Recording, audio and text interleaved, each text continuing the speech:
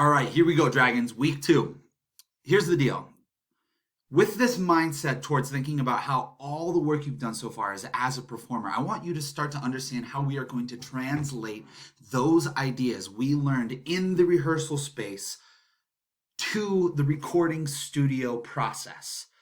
Now, what you're going to do this week is start that process, and it's going to start from what we call the bottom up. We are going to start working with the rhythm section, and I want you to understand how those processes come to life in the recording studio DAW soundtrack. So here's what you're going to need to do. This week, you are going to build a rhythm section from scratch. Now, for you to really understand what that is, you're going to need to know two things. First off, boom and bap. This should be familiar to almost everybody in my class, but just a quick reminder, the boom and the bap are the kick and the snare sounds from a drum kit, and they are fundamental in the rhythms from the African diaspora, creating songs and genres like hip-hop, funk, rock, etc. All right? Now, when the drums, the boom and the bap, come together with the bass, they form what we call the rhythm section. And their playing together builds groove or pocket. So the second thing you're going to need to really understand today is what the pocket is and how that is the relationship between the different elements of the rhythm section, primarily the bass and the drums. All right, so this lesson this week, I'm going to need you to really understand how the work we have done as performers translates to the work of you, the producer. And the skill you're going to utilize doing that is how to build a project from scratch. So today we're going to start with, like I said, the boom and the bap. Now, the boom and the bap are the snare and kick sounds of a drum kit. The boom falls on beats 1 and 3, where the bap falls on beats 2 and 4. The boom and the bap create the framework of a common 4 beat. This is how it looks in Soundtrap. Today we're going to be using something called the Patterns Beatmaker in order to build our boom and bap. Now you can see here the grid that's formed with 4 beats. That's each box here forms a beat with all the subdivisions, 1E and 2E and 3E and 4E and so that's 1, 2, 3, 4 beats to a bar, and the boom and the bap falling on their respective parts of those 4 beats. Again, the boom or the kick falling on beat 1 and 3, and you might notice that the snare lines up on beats 2 and 4. Now, there's a lot of different varieties of how to build this boom and bap sound, and I'm going to let you be creative, but right now we are going to really understand that the boom and the bap is falling on either boom, beats 1 and 3, or bap, beats 2 and 4. Now, pocket. This is a little bit more of an elusive term. This is like kind of an upper level idea, so I'm really excited that you guys are going to start chewing on this. The pocket is the relationship between the instruments of the rhythm section, primarily, again, the drums and the bass. I've included a picture of one of the most famous rhythm sections ever to play music. That's the rhythm section of Weather Report, and you might recognize that guy playing bass. His name's Jaco Pastorius, and he has definitely been a part of our curriculum in the past. The bass and the drums are the key components of developing the groove of a song. So here's how this is going to work. We're going to do this today by taking 4 steps. Step number 1, you're going to use the Patterns Beatmaker to build 2 separate beat loops. One that is just a basic boom and bap 4 beat, and then we are going to duplicate that track and add a backbeat. The second thing that you're going to do in order to create your drum sounds is select a preferred drum machine. Now there is a lot to choose from, and I'm going to show you how to do it. The second thing you're going to need to do is drag and drop a bass MIDI loop onto your project.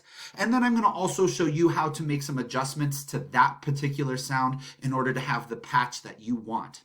So here's how this is going to look. Again, you're going to find your project in Microsoft Teams.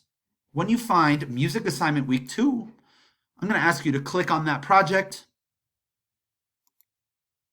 and then click on the link to that project.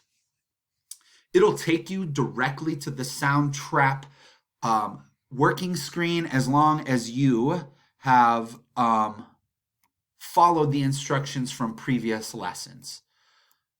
One thing I need you to know while this is loading is that I am not going to accept projects that are not submitted to me through Microsoft Teams. So you definitely need to make sure that you are using that platform to do that.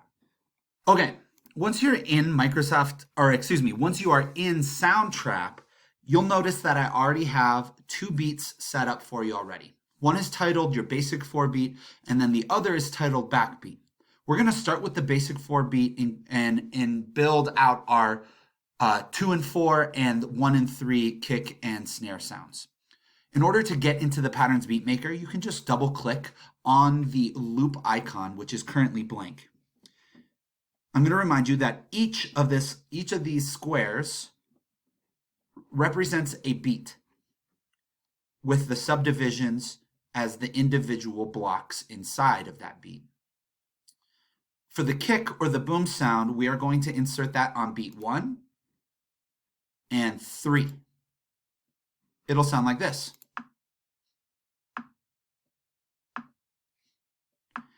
For the snare, on beats 2 and 4. At this point, this is all you have to do for your basic 4-beat loop.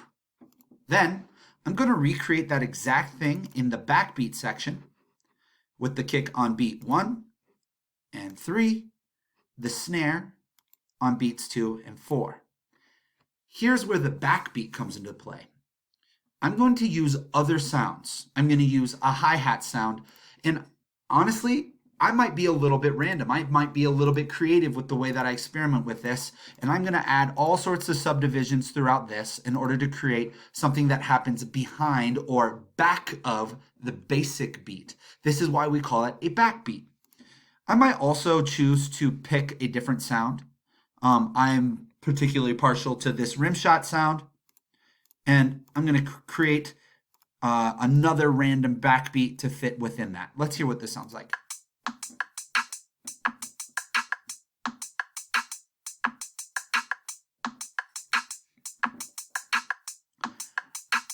Again, ladies and gentlemen, the backbeat is the kind of creative element, is kind of the spice that you're adding to the basic 4-beat. So feel free to play around with this as you go.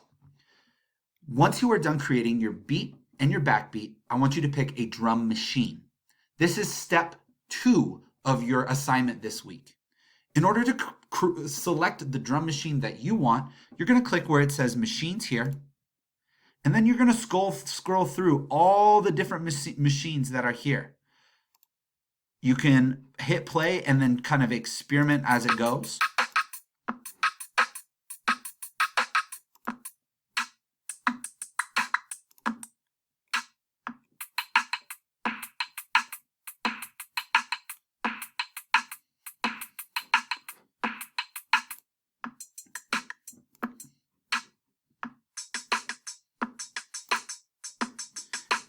Once you settle on one that you like, make sure you hit save.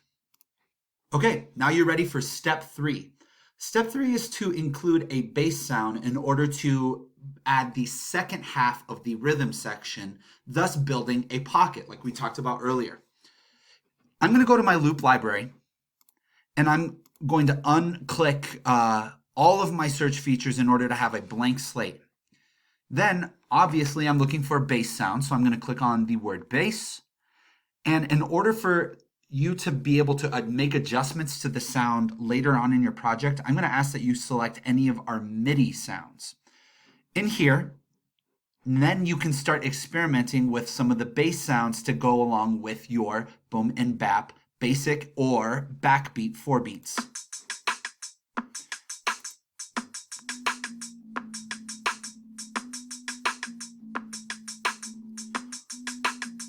So once you've settled on a bass sound that you like, drag and drop that into your project.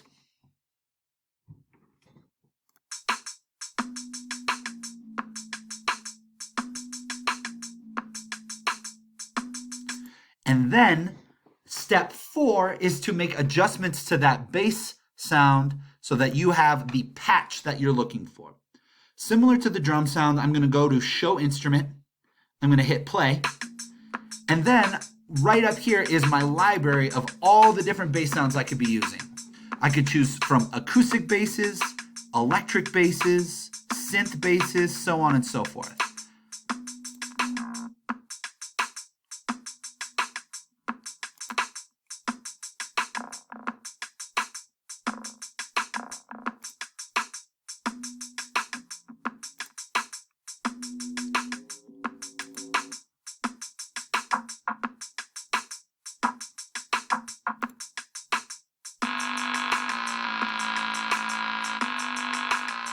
So I'm really fond of the way that this Dutch bass sounds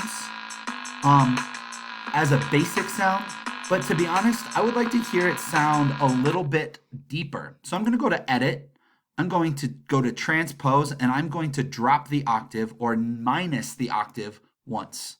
Let's hear how that sounds. Cool. Now it's standing out a little bit too much in my project, so I'm just going to drop the volume a little bit.